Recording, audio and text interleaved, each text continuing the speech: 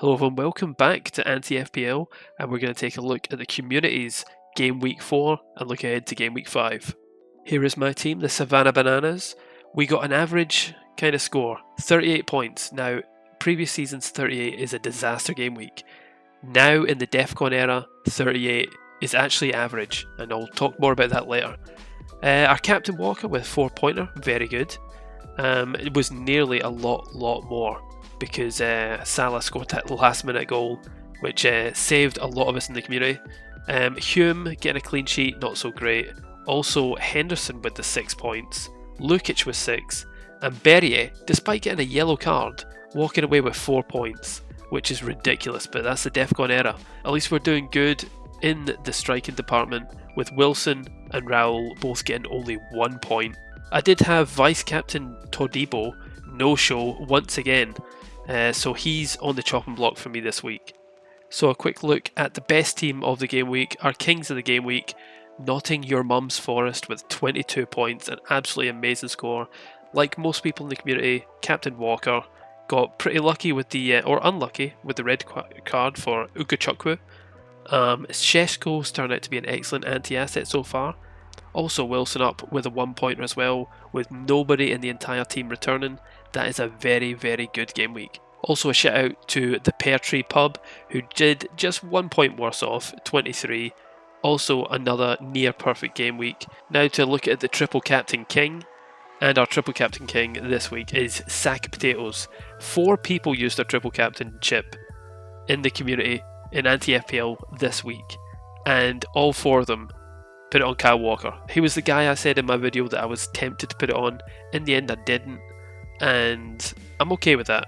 6 points from a triple captain is not bad at all.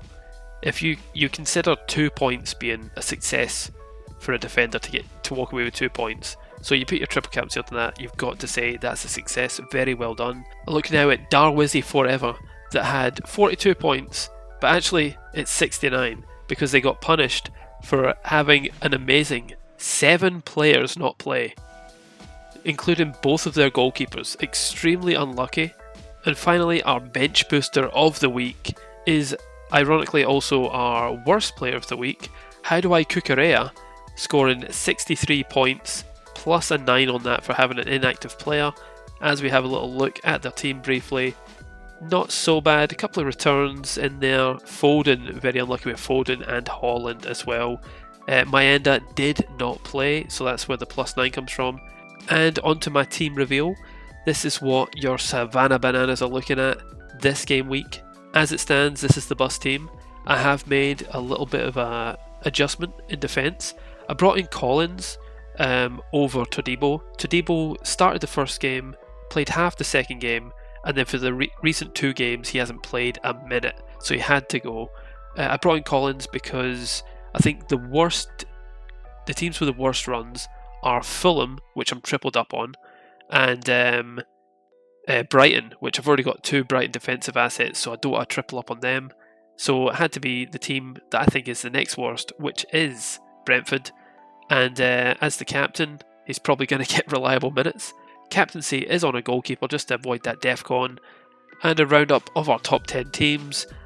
The Meister at the top of the leaderboard once again, former champion.